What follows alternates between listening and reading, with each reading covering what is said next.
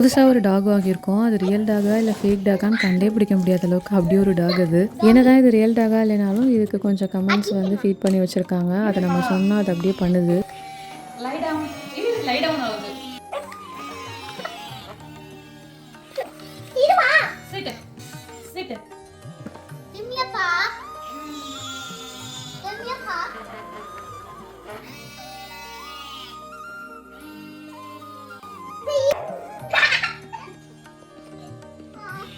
இன்றைக்கி லஞ்சுக்கு கிரான்பெரி குழம்பு தான் பண்ண போகிறேன். வெங்காயம் பூண்டு எல்லாத்தையுமே நல்லா வதக்கிட்டு கொஞ்சமாக மஞ்சள்தூள், குழம்பு மிளகாத்தூள், உப்பு, Kashmiri red chilli powder add பண்ணியிருக்கேன்.